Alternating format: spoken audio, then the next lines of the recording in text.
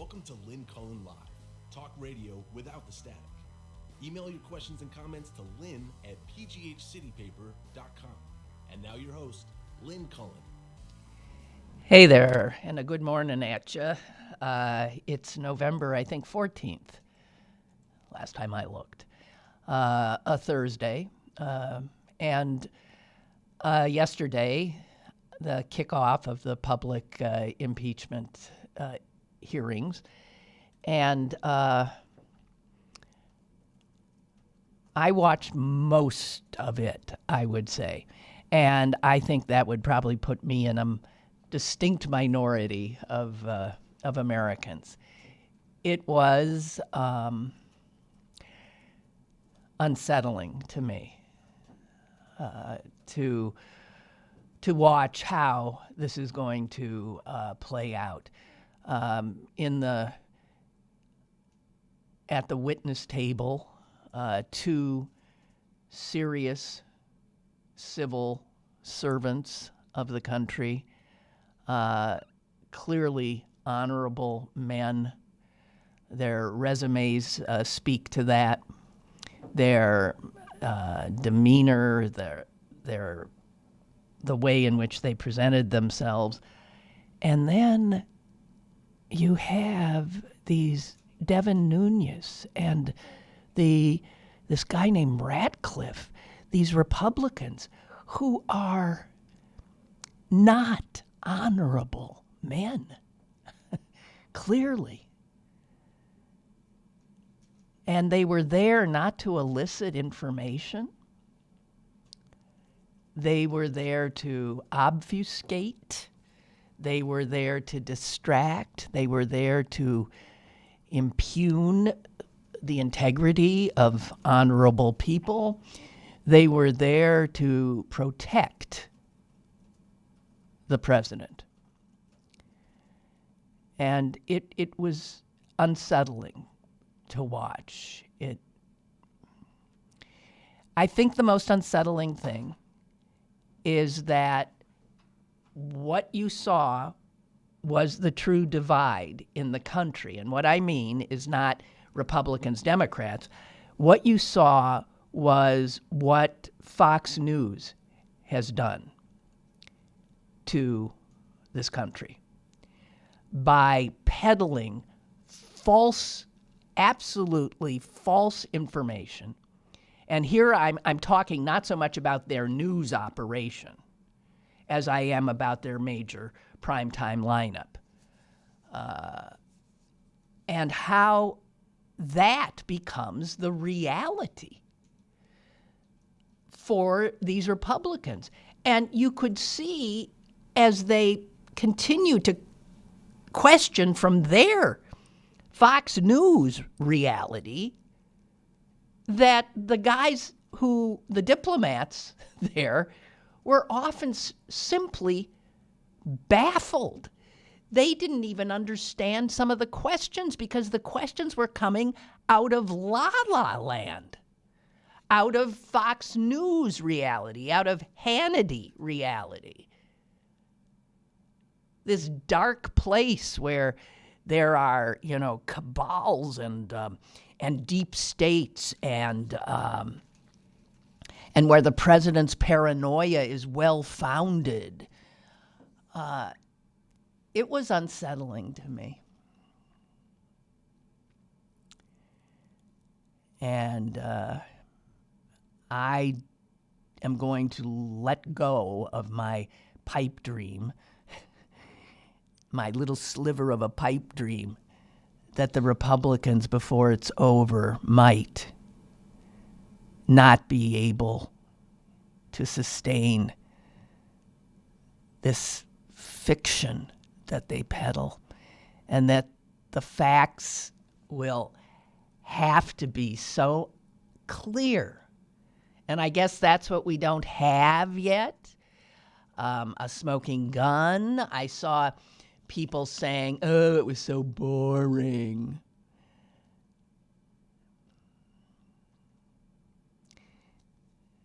Ryan Dito yesterday talked about how we expect things to be entertaining. And that's true. And that's another thing that our culture has done to our, I think, political system's integrity. We now want to be entertained, even in our politics. We want impeachment hearings to have, stuff that like rivets us.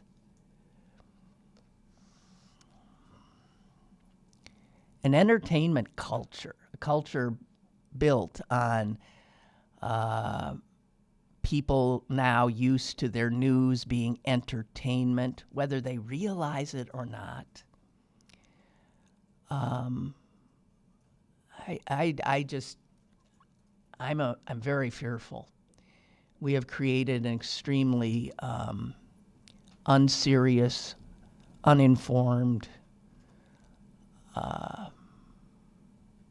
people, and for us to survive as a democracy, we have to rise to a certain standard at moments, and we seem now incapable of it. If Fox News and social media had existed when Watergate happened, I don't think Richard Nixon would have left the White House.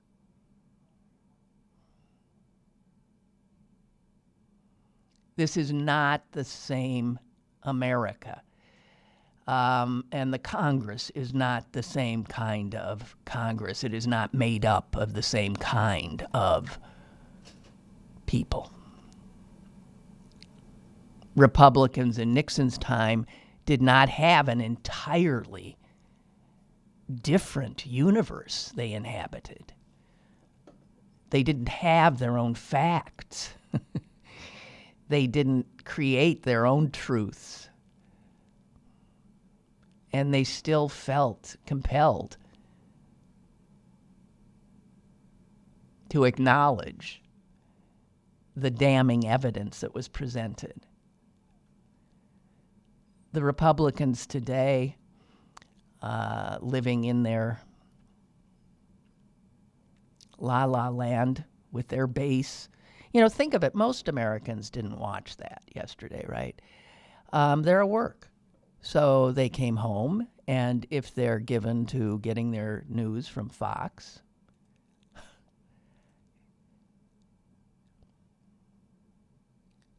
the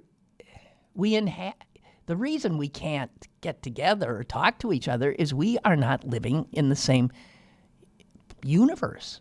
We're not on the same planet.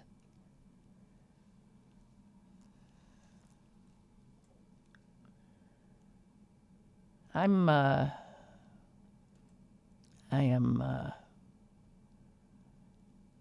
know. I don't mean to be depressing. But I found it extraordinarily depressing.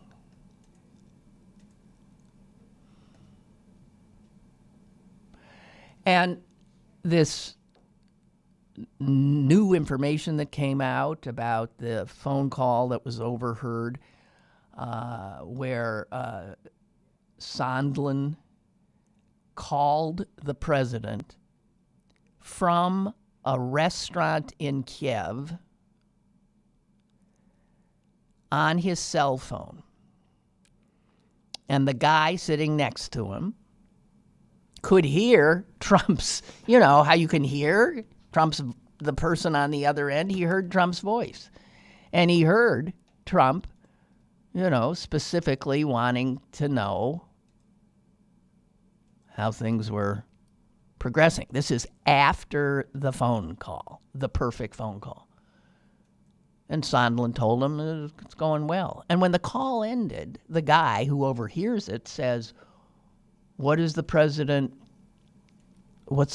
think about Ukraine? And Sondland's response was something to the effect of he cares about investigating Biden. He doesn't care about Ukraine. Hearsay, the Republicans will say. And anyone who has ever bothered to watch a TV court drama or actually sit in a real courtroom will know that hearsay is,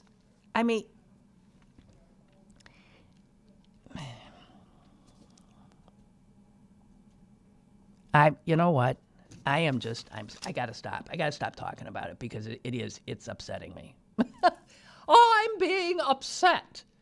I am being a snowflake. I can't deal with the fact that I live in a country that has been so corrupted in every way, corrupted. And I live in a country where people on my side and people on the other side easily give in to cynicism, absolute cynicism, that no one is capable of being honorable anymore, that nobody in public office is honorable. You know how many people really do think that? And if I were to think that, I would find it difficult to get out of bed in the morning. I mean it.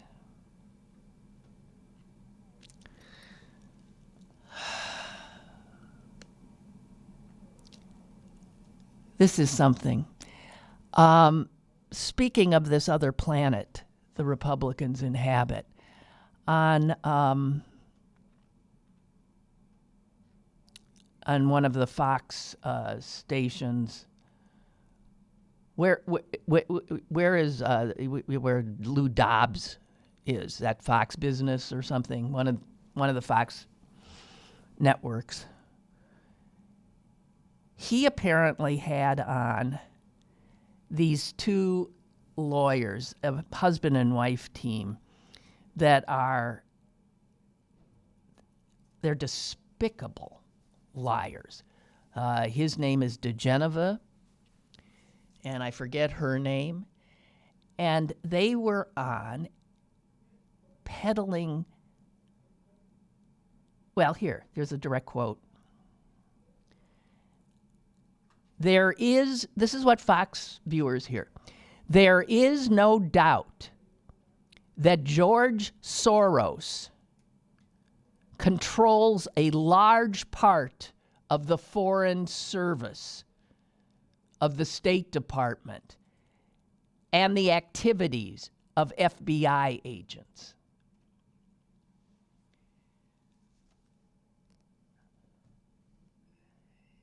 I mean, listen to that. This is on a supposedly serious, informative Fox News product. This is last night. And these two people who are put forward as experts, as people to listen to, tell any American who's sitting in his or her home who happened to be tuned to this, listen to that sentence. There is no doubt that George Soros controls a large part of the Foreign Service part of the State Department and the activities of FBI agents.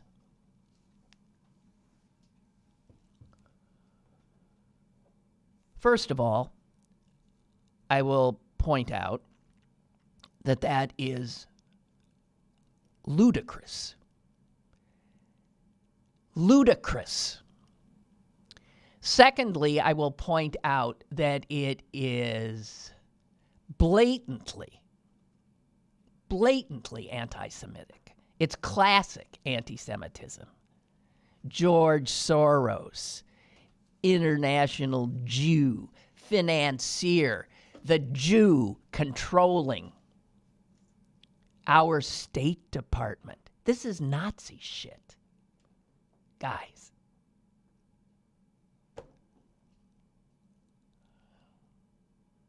George Soros controls our FBI agents. That Jewish puppet hand. This was said last night on Fox.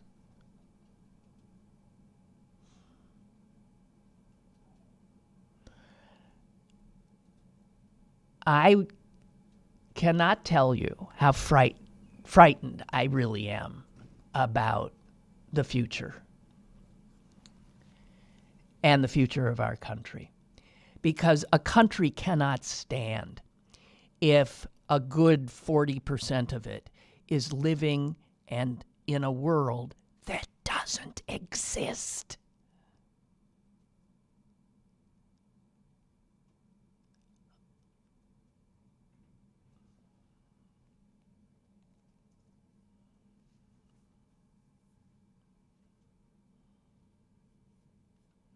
Oh well, Deval Patrick to the rescue.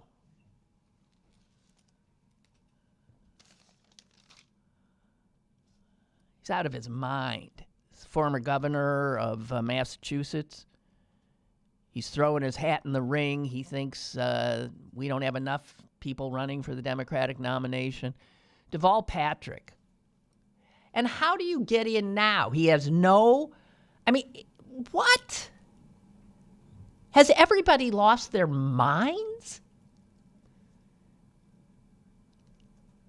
He has... Think of how long some of the others have been in. They have whole apparatuses or apparati, I don't know, in states. They have offices in various cities already. They have tons of money that they have been busily bringing in. And somebody wants to get in now? He can't get into any of the debates. What the? This is not a stupid man. Has everybody lost their cotton-picking minds? I want to know.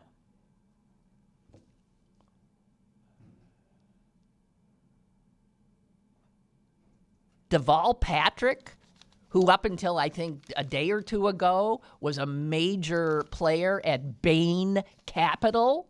If that rings a bell, that's Mitt Romney's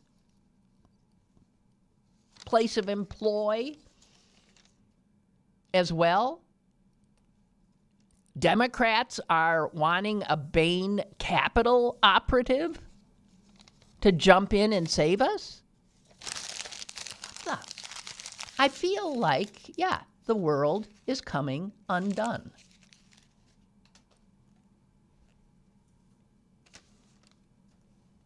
I do. Nobody even drinks milk anymore. Did you see that? Dean's going down. I mean, gotta tell you.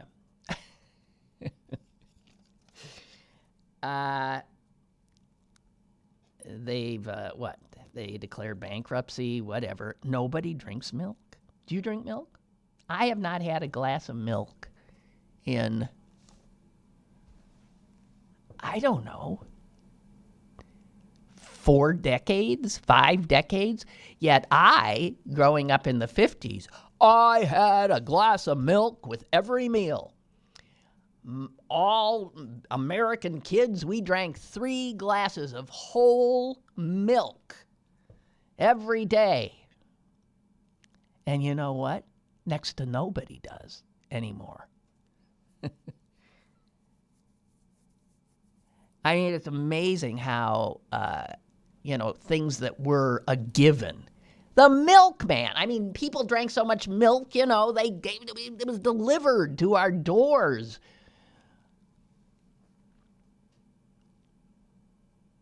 Nobody drinks milk anymore. And you know what? Another milk product, like yogurt, that's also hurt milk sales. You know why? Because people are eating yogurt for breakfast, not cereal, which requires milk.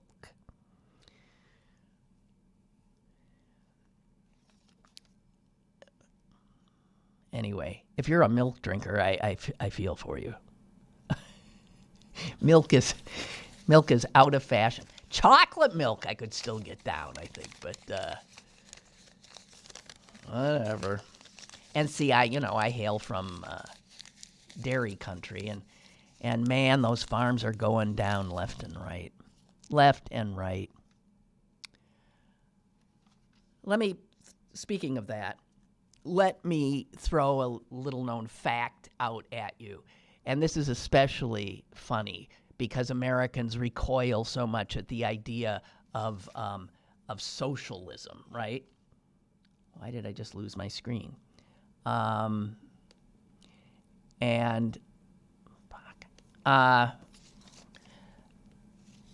hang on. Old lady at the wheel. There it is. Okay.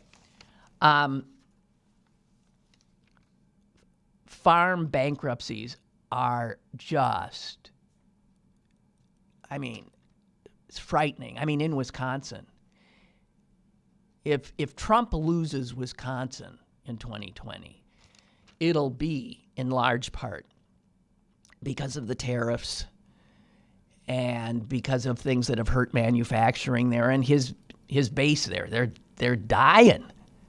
They actually are dying. They're committing suicide. The suicide rate for farmers is higher, I believe, than any other category of people. Here's the fact I want to throw at you because it's surprising in a country that thinks of itself as capitalistic. Nearly 40%, okay, of America's farm income, what farmers do manage to take in this year, will come from the federal government. Not from their fields, not from what they are producing.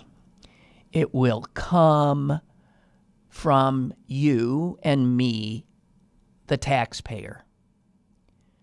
Farmers will, in 2019, collect $33 billion in aid.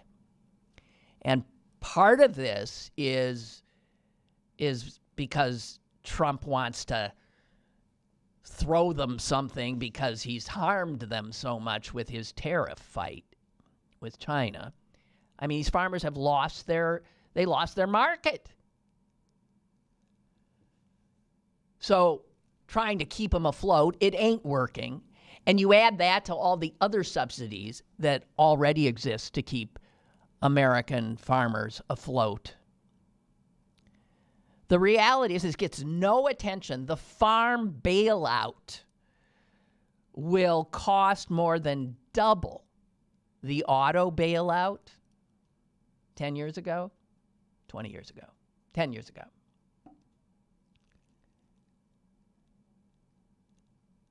This is not capitalism, is it? No.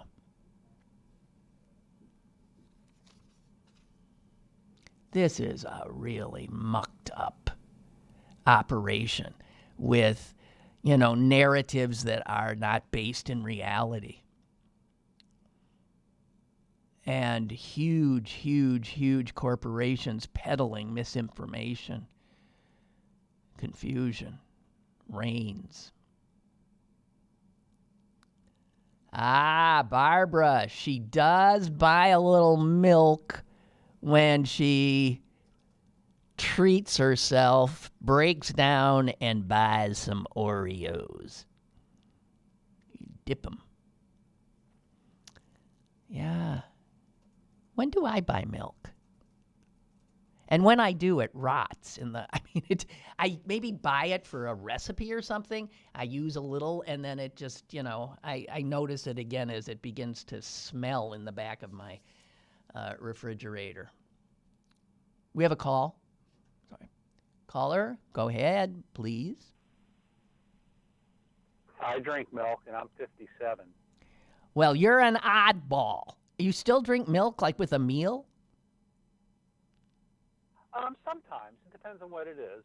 I like it with sandwiches, certain soups. I just got started when I was young because I was such a picky eater when I was a kid. Yeah. But that's because my mom was a terrible cook. And she says, I hate cooking now. And I said, yeah, tell me about it. But anyway, no, I drink milk. I mean, I love milk. I mean, I have it my wife hardly touches it, and I still get a gallon of it. Wow. So, Well, I think you're an outlier. I mean, it's the reasons that, it's going down. The milk industry is just going down. but there's actually some sort of chemical, or maybe there's some smarter people out there, obviously smarter people than me out there, but I think there's something in milk that contributes to weight loss and fat burning too. Even if you're, maybe not vitamin whole milk, but you can get 2%, and there's something in there that helps maintain, or there's something that fights weight. Now, I also exercise. I try to exercise. But, I anyway, never heard that's that. Really why I call it. Oh, it's Yeah, not? Oh, okay. Okay. Well, two things. Well, first of all, was the guy Welch Yeah. who pointed out, looking at the screaming, apoplectic Republicans and saying, well, where's the whistleblower? Why isn't that whistleblower on the stand? And he said, well, we got room for one more, too. And that leads to my question, didn't both Nixon and Clinton testify? And not only did they not testify, they had their staff complied with the impeachment process? Yes. So that's right. So, I mean, you pointed out something that's really important. The Republicans keep saying, none of these guys even talk to the president. I mean, we're getting secondhand, thirdhand information here, hearsay, blah, blah, blah. The guys who really know what was said, who did talk to the president on a regular basis, none of them will testify. They are ignoring the subpoenas. And I don't understand. If you got a subpoena, can you ignore it? Don't they come and arrest you? What I don't understand is, what? We know this. We know they're just blowing it off. I mean, they're ignoring the whole process, which is that in itself is killing could destroy our democracy. Right. Because that's one of the processes. But what I really don't understand, because I haven't seen it, I don't understand why Democrats aren't standing on their heads screaming from every corner and say, what's wrong? If clear yourself. If you got nothing to hide, you get up there. Because these same damn Republicans are the type of guys who say, who want to prosecute every Tom, Dick, and Harry for every fraction of law, as long as it's a poor black guy. Right. And as soon as they get a lawyer, he lawyered up. Well, God damn it, this is 10 times worse. And if they really have truth to say to clear the name, well, this is their opportunity. And if they're not taking advantage of their opportunity, then they must be guilty, is what I'm going to think. And this is what the Democrats got, from a PR standpoint. I don't see them doing very well. Yeah, they're being very sort of legalistic and lawyerly, and you do need that constant drumbeat of, hey, if you got nothing to hide, how about showing up? Yeah, I mean, can you imagine what Jim Jeffords would be going through if this was going on with Bill Clinton? Yeah. His head would be exploding, and rightfully so. And look what Fox News would be doing with this shit. They would be like, what's wrong with these chicken shits? What's wrong? And it's like, and the Democrats just gotta get terribly aggressive. I mean, you can still keep your composure. You can still, but you got to play the PR game too. I mean. This is the entertainment culture, and you're right. You got to play the PR because reality doesn't have a lot of standing anymore. So it's impressions that have the standing. I mean, you have to make an impression. You have to make it simple so it sits on a bumper sticker. Americans grow weird. Aren't liberals supposed to be the more artistic, creative types? Where the hell are they? No, but liberals are more, They stick to it with well, I don't know. I don't know, but I mean, I hear you. I feel your pain. I don't know, and I'm scared. That's all I have to say. Go drink a glass of milk. It'll make you It'll make skinny. feel better. Yeah. Okay. Bye. Yeah, put some of my vodka and Kahlua. Okay. Bye. Appreciate the call. Bye. Thank you. Bye.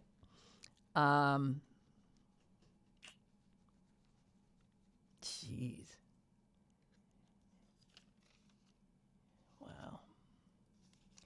We were talking about billionaires the other day. Like, how much money does one man need? Berkshire Hathaway, that's Warren Buffett. Berkshire Hathaway had a net income of $52 billion this year. Income! Incoming! $52 billion last year.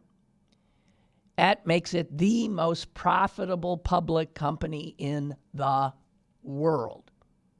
Now, that's interesting. You would think they would finger Warren Buffett as the one who controls the State Department.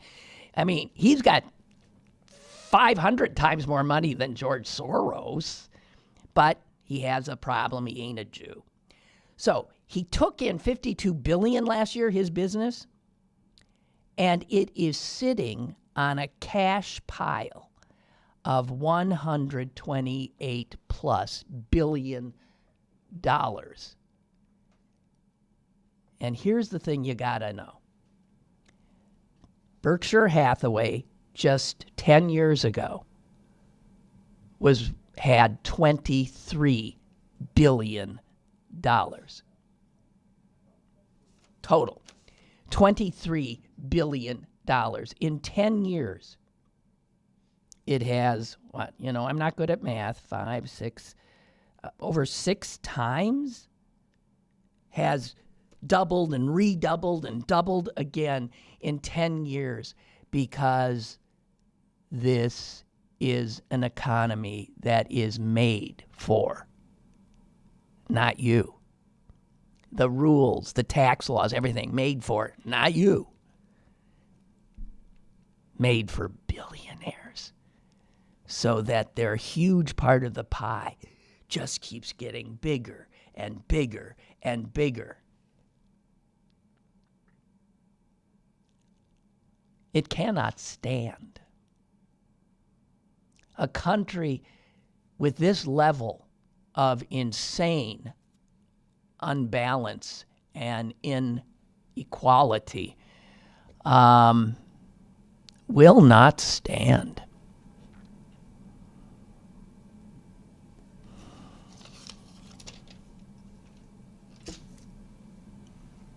Paul has written in to say, I still love milk. Good for you. 56 years old. Drinks 3 to 4 glasses of milk a day. Skim. Not that pasty whole milk. But skim is like just white water. I don't know. Skim doesn't have any, I don't know. Whatever. I mean, it's better. I don't drink any.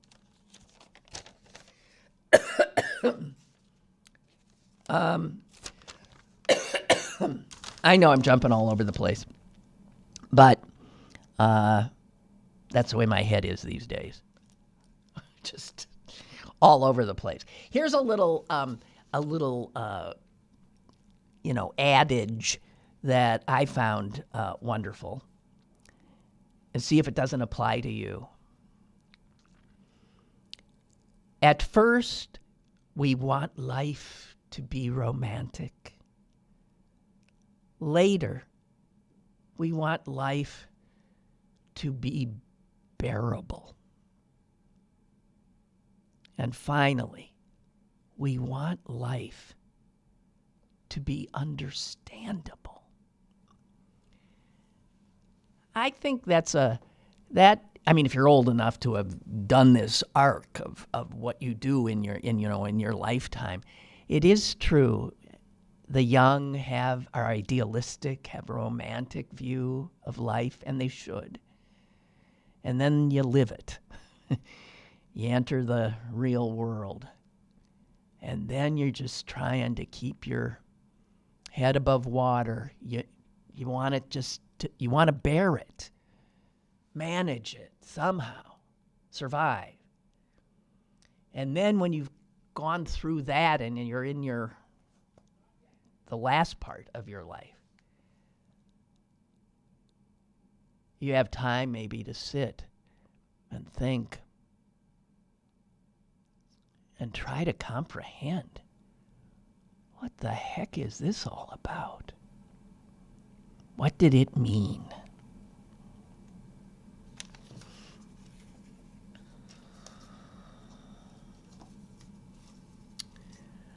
So yesterday I told you a story about that cat. I love that cat. Quilty, right? Quilty, I think. Who, master escape artist. By the way, I have, I'm going to my niece's wedding tomorrow, and she has a cat who can flush the toilet and loves to flush the toilet. I hate to know what my niece's water bill is going to be, because this cat has watched, and finds it fascinating. And the first time I found out about this, I was with her, and we were alone in the house, and I heard the toilet flush. And I said, "Who's here? Who else? Who's here?" No one. Just a cat. Catherine writes, if my memory serves me right, wasn't a woman named Susan, it's McDougal, right? Susan McDougal imprisoned because she would not testify against Bill Clinton? It was something like that. But yes, she was. If you don't respond to a subpoena, you go to jail. Not anymore. Not if you're a Republican. Not today. I really don't understand it. If you don't respond, you get a subpoena and you don't show up, I think they come and get you. So who are these people? And how difficult is it? It's just mind-boggling. By the way, I want to point out that the phone call that we heard about, I think I was intending to go there and then forgot to.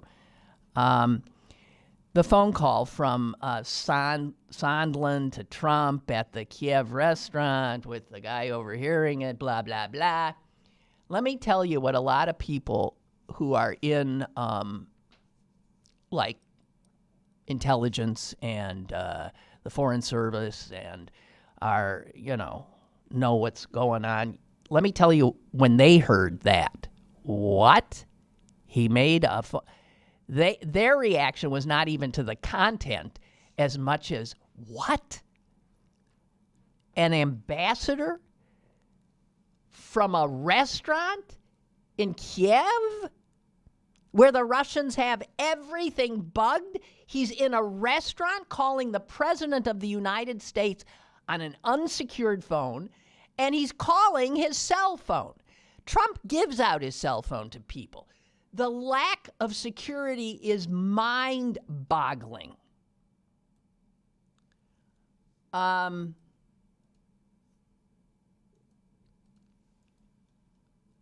Former chief of staff to the CIA director said this: the security ramifications are insane. Using an open cell phone to communicate with the president in a country that is so wired with Russian intelligence agents? I mean, you can almost take it to the bank. The Russians were definitely listening in on that call.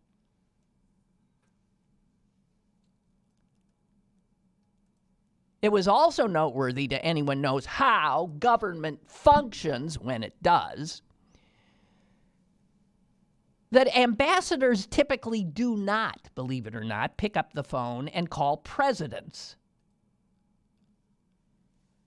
And if they do, they don't do it on a personal cell phone in a public place, in a Kiev restaurant where the whole world is likely listening in.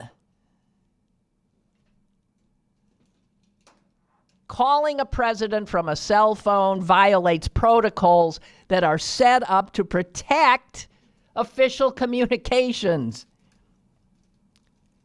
Now, what this shows is, and I saw somebody pointed out the other day, that what we have with the Trump administration now is an administration that openly avoids professionals. They don't want people around who follow these rules, who know what the rules are, in fact. Gets in their way. It's bothersome. So if you look at the clown cavalcade surrounding this president now, you won't find professionals. Did you see that the so-called press secretary now, who's never had a press briefing, this woman, there's 2 mugshots of her available for viewing. She has 2 DUIs. That's the press secretary now to the president. He's gone through a few, we know. And she is a nasty piece of work. Anyway, just wanted to tell you that this corrupt, unprofessional clown car of a White House. We have a call. Let me just go to the caller before I blow myself up. Hello? Hello? Caller? Hey, Lynn, it's Mike in D.C. Oh, hi, Mike. Hello. How's it going? First off, on the milk, I am 55 and I drink milk, but not out of the glass. It's either in my oatmeal or on the rare occasions I have cereal or when I make a protein shake. Okay. Well, I go through about a gallon every week or 2. Okay, but you don't pour yourself a glass of milk. No. Yeah. No. Well, sometimes if I take a pill at night, and this is how old I am, right? If I take a pill at night and it kind of bothers my stomach, I'll have a little glass of milk, like a cup. Warm milk, no, Mike. Warm milk. Just regular. Okay. All right. Yeah. Just to upset that pill, because some pills can upset my stomach. Yes. But that's not why I called. I'm really surprised you're not excited about the impeachment yesterday, because I pretty much watched it from beginning to end, and there were some really interesting comments that Taylor and Kent made. Like one when someone said about the impeachment and corruption, and I can't remember who it was, Kent or Taylor said, there's corruption in all areas of government. And there was like a dead pause and in all governments, there was like a dead pause over the crowd.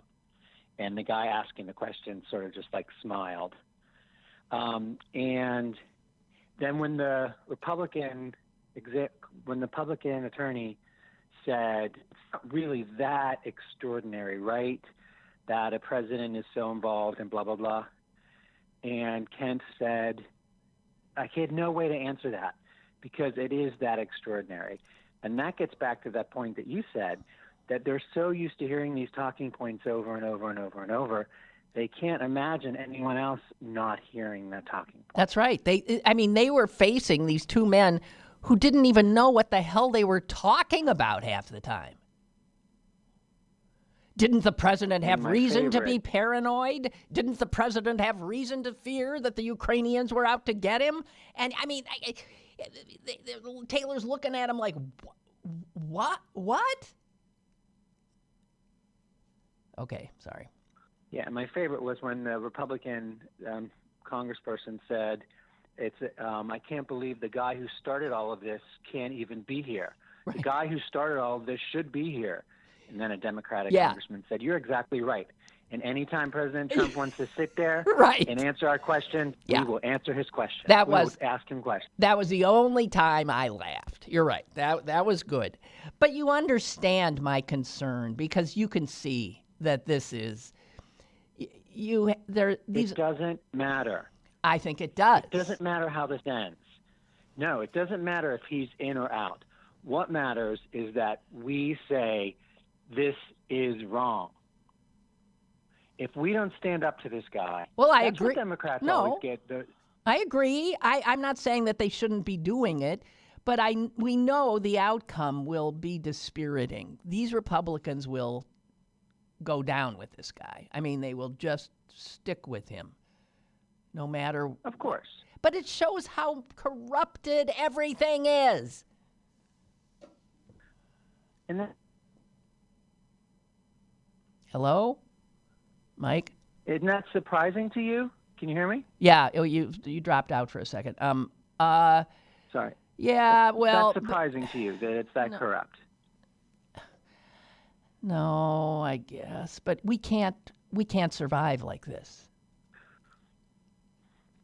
I don't know. I think we can. And I think we don't need to convert any of the people watching Fox News to our side, though I have converted to, just between you and me. We don't have to convert any of those people. All we have to do is get the people on the fence or get the people to say, wait a second, he did what with who? Because I read news stories because I have a job that is not that crazy and I can read. But most people do not. Most people have no clue if any of this is happening.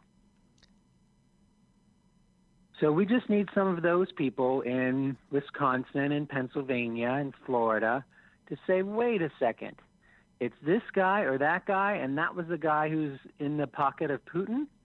I don't know. I guess I've lost faith. So it is. I've lost faith in my fellow American. I hope you're right. I hope you're right. I think you have faith in the wrong thing. The faith was never that America was this homogeneous place where black people were welcomed and we gave day laborers a shot at the American dream. That was never the hope. That was never true. Ever, ever, ever. What was true was that in the end, it works out.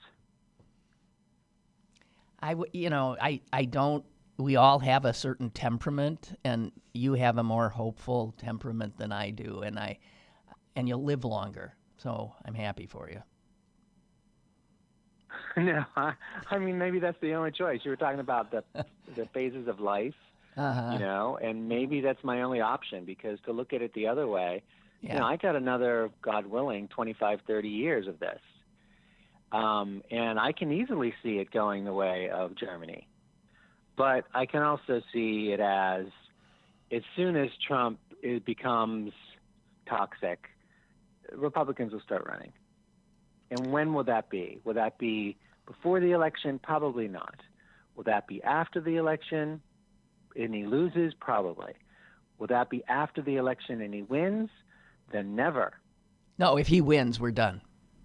If he wins, right. Pack and our if bags, he wins, stick a fork in us. And we didn't impeach him for this, right? If he wins and we didn't impeach him for this, then he can do literally. Well, and I'm not using that with hyperbole. Right. He can do literally anything he wants. Right.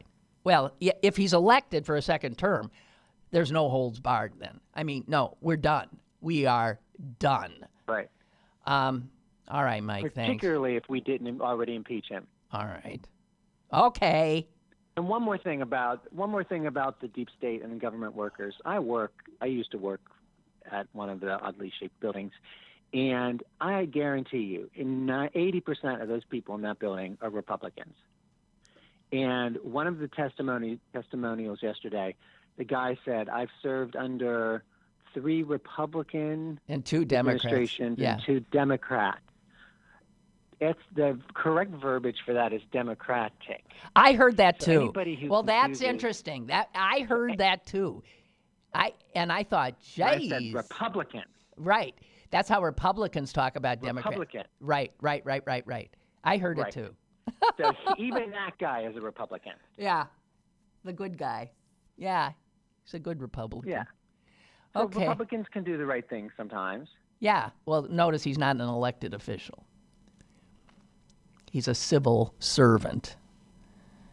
All right. How much he has to lose. God. Well, He's 72. He doesn't need it. He was pulled out of retirement for this. On the dime? Huh? Yeah. Yeah. I wanted somebody to say, are you here on your own dime? Meaning, did you have to take leave to be here?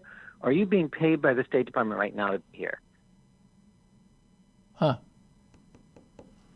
I bet they have to take leave to do this. Well, probably. Because the department said you can't do it. Right. Well, yeah. Who's heading the department? Pompeo. All right, you. I got it. So Thank their you. careers are ruined.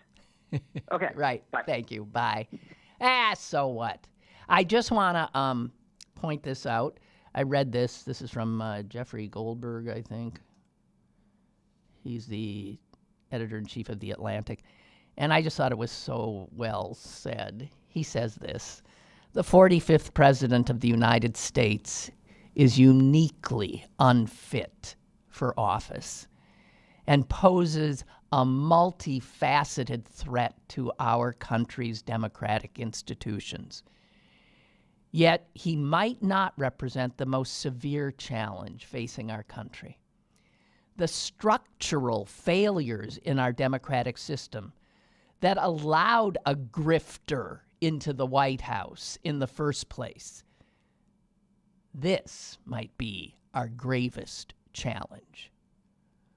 Or perhaps it is the tribalization of our politics, brought about by pathological levels of inequality, technological and demographic upheaval, and the tenacious persistence of racism. Or maybe it is that we as a people no longer seem to know who we are or what our common purpose is.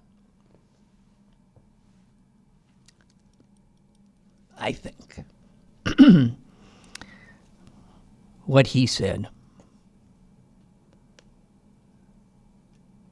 Mab writes, if I understand correctly, the House does not have any enforcement ability. Well, I think they do. They just don't use it. They technically can jail people. They just don't have a jail. The Justice Department would have to enforce the subpoenas, and they will not. Okay. I think that, well, I don't know. Jeez.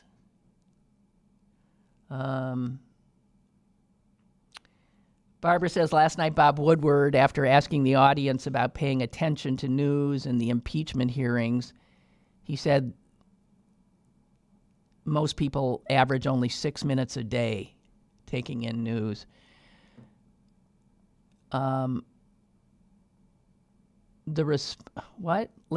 Woodward said that Pittsburgh, what?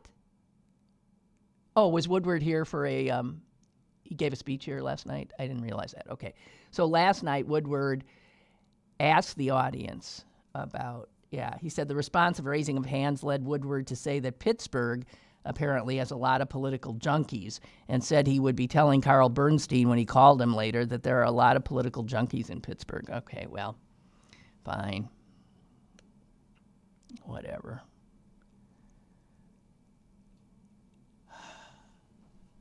And I haven't even said anything about Erdogan being at the White House yesterday. I said something yesterday about it. And apparently he showed an anti-Kurdish propaganda film in the Oval Office.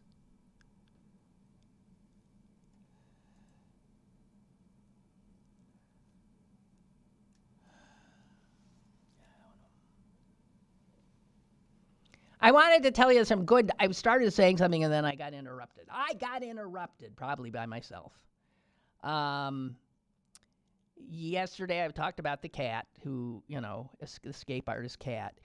And I keep bumping into all of these animal stuff that at least it's not impeachment or the state of our nation.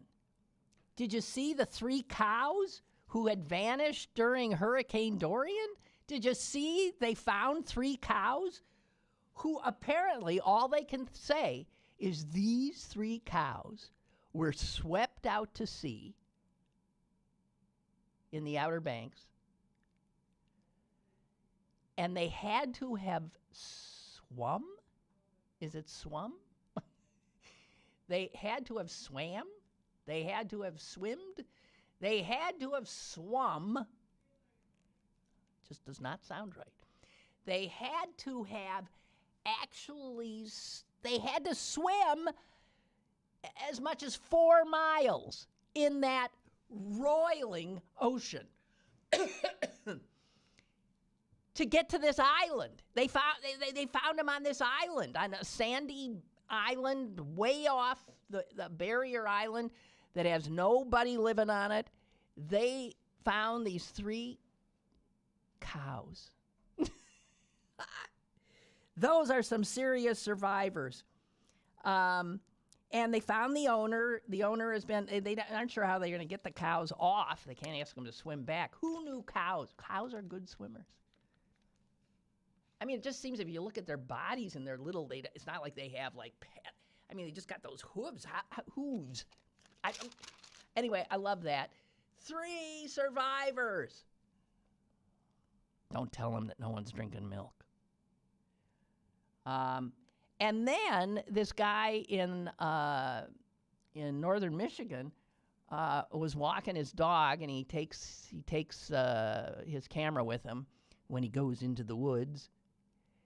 And he likes to take pictures of wildlife. He used to shoot them with a rifle, and he found himself not getting into that anymore, so now he shoots them with a camera.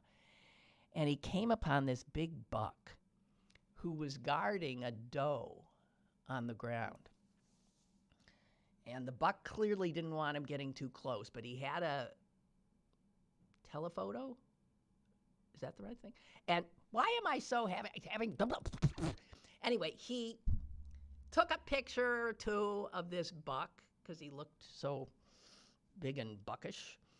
And then he got home and he was looking at the pictures.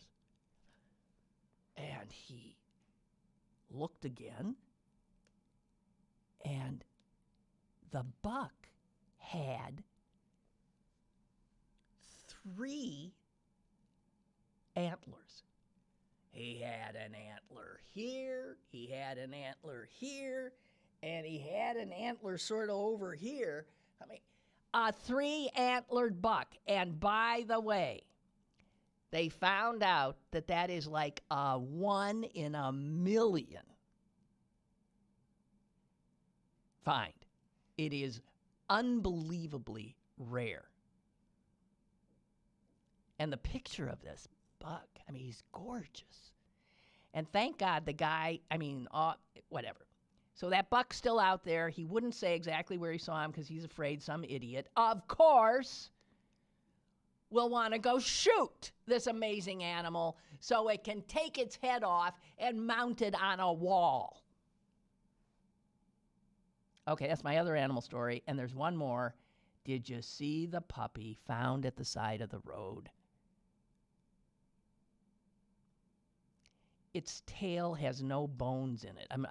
Normally a tail has bones, so it just hangs. The tail hangs, it can't wag. But the puppy has a tail growing out of its forehead. And that one doesn't wag either. But he has a tail in his forehead.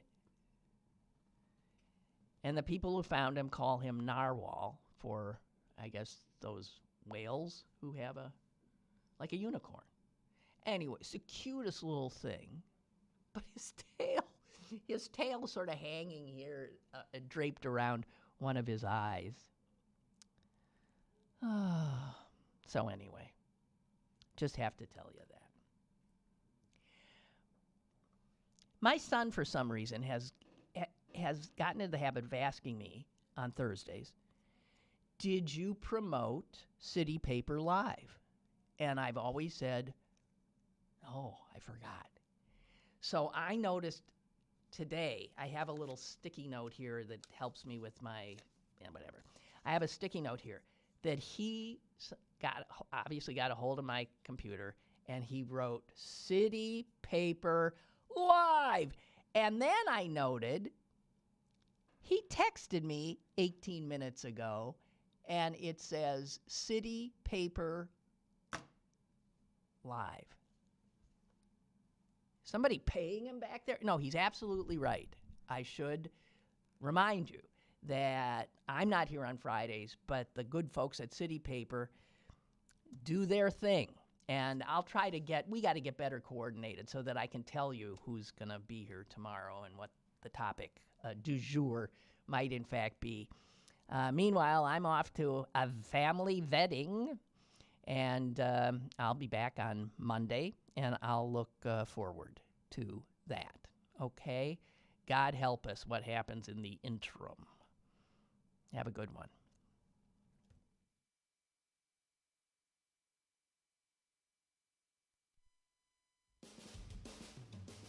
Lynn Cullen Live, Monday through Friday from 10 a.m. to 11 a.m. and archived at pghcitypaper.com. The opinions expressed on Lynn Cullen Live are those of the host and do not necessarily reflect the viewpoints of Pittsburgh City Paper or its advertisers.